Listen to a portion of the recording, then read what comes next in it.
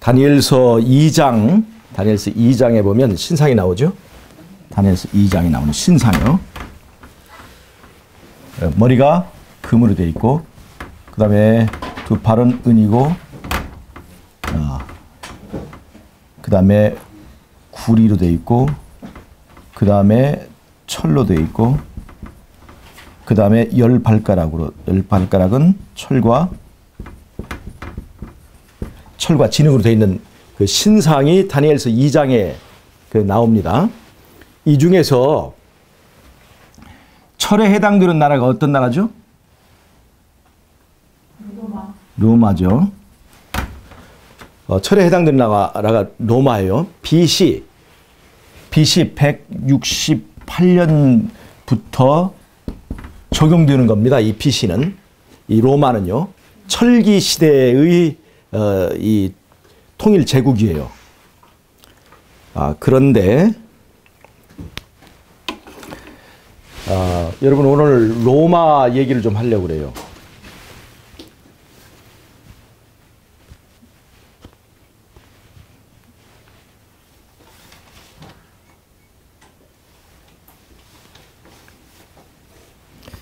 자,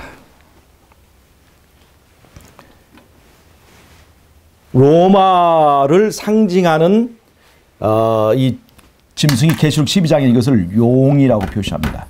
용의 나라 로마가 BC 168년부터 이 서양의 지배자, 패권자가 되었습니다. 우리는 이 다니엘서 2장을 볼 때 여기에서 세상의 역사를 이렇게 흐름을 보는데, 우리는 때때로 왜 여기에 중국이나 한국이나 이런 중요한 나라의 역사는 없을까라고 생각할 때가 있습니다. 물론 이것은 선악의 대쟁투에 관련되어 있는 핵심적인 그 역사, 특별히 종교적 바벨론의 속성을 설명하기 위한 중요한 이제 이 모델이란 데서 이것이 의미가 있는데, 재미있는 것은 동양에도 용의 나라가 있다는 겁니다. 거의 같은 시기에. 이 동양에도요, 이렇게 거의 같은 시기에 용의 나라가 있었는데, 그것이 뭐냐면 중국의 한나라입니다. 중국의 한나라예요. 그런데 이 로마 시대에 여기에 이스라엘이 있었는데, 이스라엘은 로마의 식민지였습니다. 이스라엘은 로마의 식민지였어요. 그래서 동양과 서양을 이렇게 비교해 보면 거의 이렇게 그 청동기 시대, 철기 시대 이렇게 진행되는 것이 거의 비슷합니다. 그래서 이 한나라 시대, 우리나라는 여기 고조선이 있는데, 고조선 시대는 청동기 시대입니다. 청동기 시대예요. 그런데 여기 이 로마 시대 전에 세계를 제패했던 헬라, 그리스도 역시 청동기 시대였습니다. 이 고조선 시대 청동기였는데, 우리 지역을, 이 동방의 이 한국 지역을 놓고 볼 때 그러는 거예요. 그러다가 고조선이 누구한테 멸망하냐면 철기 문화를, 철제 무기를 가지고 이제 중국 지방을 이제 제패한 한나라에게 무너집니다. 그래서 BC 108년에 한나라에게 고조선이 무너지고 멸망을 당하고, 거기에 고조선 지역에다가 한사군이라고 하는 그 군현을 세워요. 뭐 낙랑군, 대방군 뭐 그런 것이죠. 현도군. 그래서 낙랑군에 대한 그 얘기가 있지 않습니까? 낙랑공주와 호동왕자 얘기 나오잖아요. 그때가 바로 이때예요. 그러니까 거의 비슷한 시대에 이 동양에는 동양에 용의 나라가 있어요. 이게 중국의 나라를 용으로 상징하기 시작한 것이 바로 이 한나라 때부터입니다. 그런데 이 용의 나라가 있을 때 로마 제국의 식민지가 있었던 것처럼 한 나라의 식민지인 이 조선민족이 있었어요. 조선민족이. 그런데 이 조선민족과 이스라엘 사이에는 재미있는 공통점들이 많이 있습니다. 이스라엘 사람들은 세마포를 즐겨 입는 민족이에요. 그러니까 세마포가 어떤 것입니까? 하얀 옷이에요. 배그민족이에요. 배그민족. 그런데 동양에도 배그민족이 있는데 그것이 바로 이 조선민족이에요. 고조선이에요. 우리가 후기 이시조선이 있고 그 이전에 조선이 있어서 옛날 조선을 고조선이라고 부르는 거죠. 배그민족입니다. 이스라엘도 보름을 지키는 문화가 있습니다. 그 보름이 뭡니까? 유월절, 무교절 그런 거잖아요. 이제 보름 문화가 있다면 보름을 지켜요. 그 다음에 대속죄일 또 초막절 전부 다 보름과 관련되어 있습니다. 보름과 관련되어 있어요. 우리도 우리 한국도 보름을 지키죠. 종월대보름 지키죠. 그 다음에 추석도 8월 보름, 보름을 지킵니다. 그래서 보름 문화를 가지고 있는 그 특징에 있어서 이스라엘과 한국은 아주 비슷합니다. 이스라엘 사람들은 6월절 날에 뭐를 바르냐면 피를 발라요. 문설주와 인방에다가 피를 바릅니다. 한국 사람들은 동짓날에 팥죽을 발라요. 비슷한 그 풍습을 가지고 있습니다. 로마의 식민지였던 이스라엘, 용의 나라. 1월 14일 날에는 잠을 자면 눈썹이 그게 이제 보름 밤새워 도망가야 돼. 그러니까 그런 것들이 보름 문화와 관련돼 있어요. 로마 용의 나라의 식민지였던 이스라엘. 그다음에 거의 비슷한 시기에 용의 나라, 동양의 용의 나라인 한 나라의 식민지가 되었던 조선. 이 조선은 이스라엘이 남과 북으로 갈려진 것처럼 남과 북으로 이 마지막 때에 갈려져서 비슷한 대립을 하고 있습니다. 북방에 타락한 이스라엘, 남방의 성소를 중심으로 한 이제 신앙하는 유다가 있었던 것처럼 북쪽에 김일성 왕국이 있고 남쪽에는 자본주의와 기독교가 성행한 그런 남한이 있습니다. 여러 가지 면에서 비슷한 것이 많이 있어요. 이스라엘 사람들은 14만 4천이라고 하는 숫자를 이 생존하는 남은 무리로 성경에 이렇게 기억하고 있어요. 성경에. 그런데 우리나라 사람도요. 뭐를 지키냐면 아기가 태어나면 며칠이 고비냐면 100일이 고비야. 100일을 넘기면 이제 사는 거예요. 그래서 무슨 잔치를 해요? 100일 잔치를 하는 거예요. 이 100일이 뭐냐면 100일을요. 시간으로 찌면 14만 4천 가만히 있어 해봅시다. 100일이 얼마인가? 하루가 24시간이죠. 24시간이죠. 근데 여기다가 60을 곱하면 4, 6에 24, 2, 6, 12, 14 1440분이에요. 분을 하면 여기다가 100일을 하게 되면 14만 4천 분입니다. 100일이라고 하는 것은 14만 4천 분을 말하는 거예요. 그러니까 14만 4천도 뭐예요? 마지막 때 생존한 살아남는 무리잖아요. 그런 것처럼 이 100일을 우리가 지키잖아요. 이 100일 풍습도 14만 4천과 상당히 맥이 통합니다. 한국과 이스라엘은 그런 의미에서 상당히 관련성이 있어요. 서양의 용인 로마의 식민지로 지냈던 이스라엘과 동양의 용인 한나라의 식민지가 되었던 조선이 이렇게 관련이 있는 거예요. 자, 그런데 보세요. 서양의 용인 로마 제국은요. 로마가 여기 있다면 로마는 라틴 민족이 세운 나라예요. 라틴 민족이.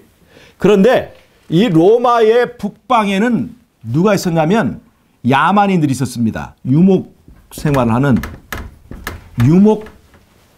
유목민들이 있었습니다. 그것이 누구냐면 게르만족들입니다. 게르만족. 독일 민족이죠. 이 사람들은 강하기는 하지만 문화가 뒤떨어진, 그래서 로마인들이 볼 때는 그 사람들은 야만인들이 있었습니다. 그러니까 로마 라틴 사람들의 북쪽에는 유목민들이 있었고 그 유목민들이 이제 게르만족이었어요. 그런데 동양의 용인 한나라도, 한나라의 북쪽에는 누가 있었냐면 유목민들이 있었습니다. 싸움 잘하는 유목민들이 있어요. 그게 뭐냐? 그게 흉노예요. 흉노. 흉노족들이 있었습니다. 흉노족들이 있었어요. 그래서 아주 패턴이 비슷합니다. 동양의 용과 서양의 용의 위치, 그 여러 가지 지리적 역학 관계가 비슷해요.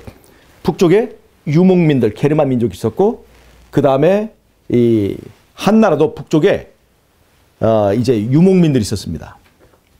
유목민들은 땅은 굉장히 넓어도 거기서 농작하기가 힘들어요.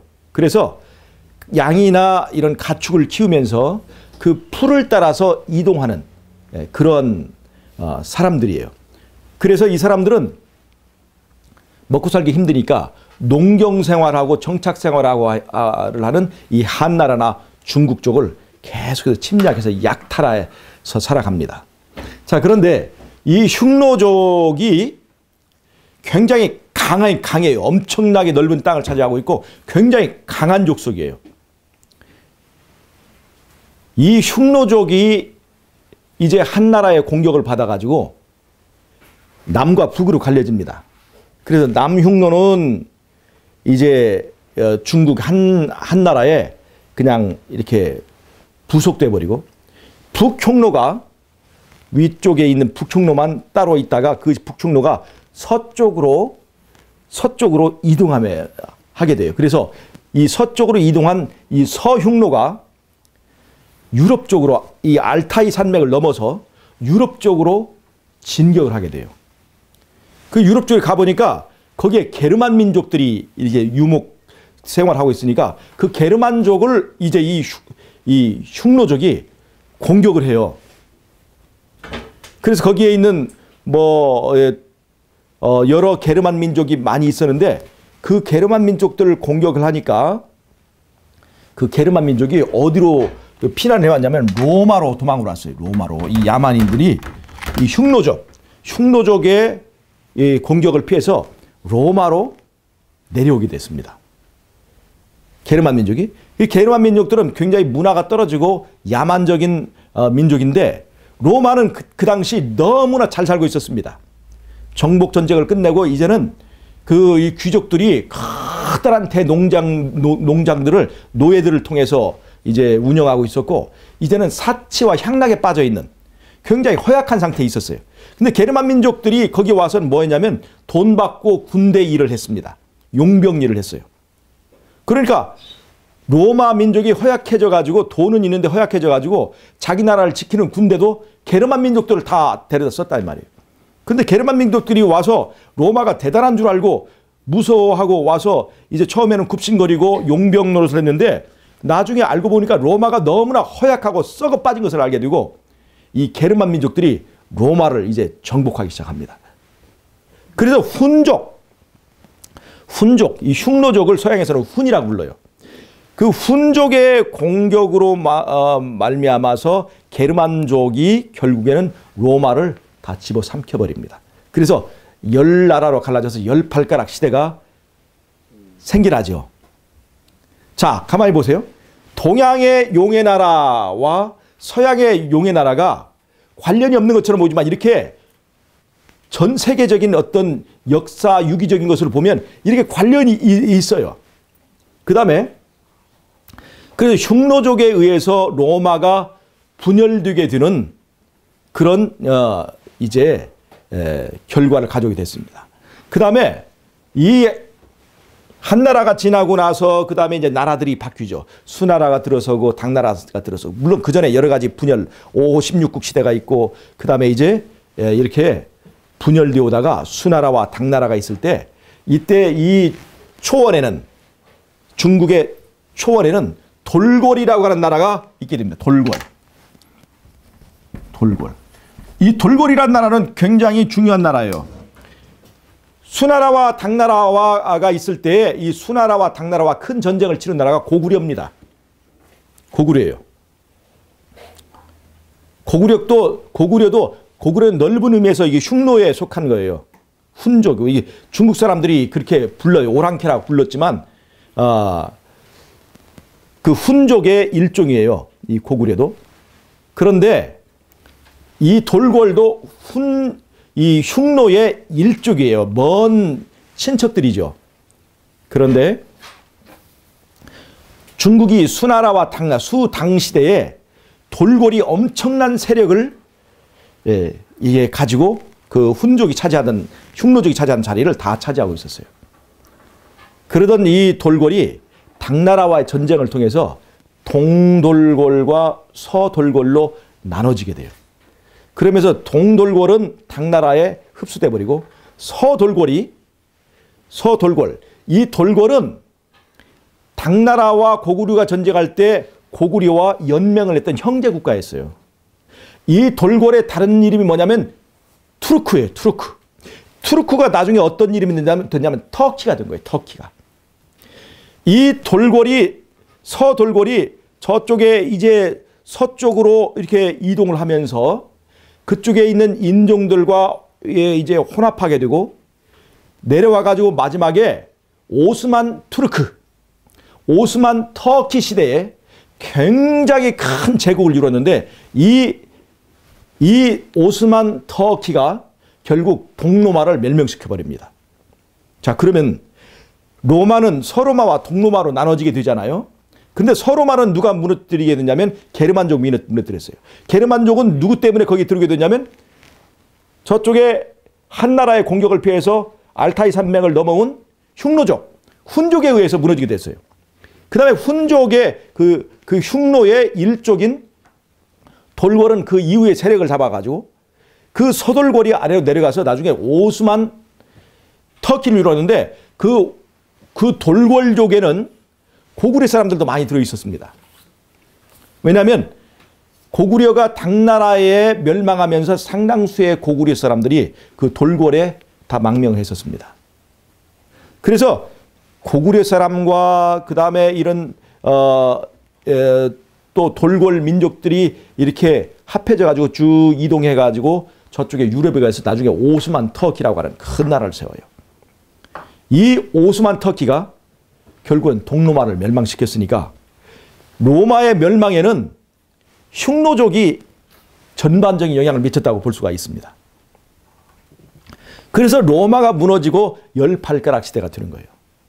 자, 그러면 지금 아주 이 밀접한 연관이 있는 걸 제가 말씀드렸어요. 동양의 용과 서양의 용이 이렇게 밀접한 관계가 있고, 그 다음에 이 서양의 로마 제국, 서양의 이 용의 나라인 로마 제국이 그 서양을 지배하고 있을 때 거기에 식민지로 있던 그 나라가 이스라엘인데, 그때 누가 태어나셨냐면 예수님이 태어나셨어요.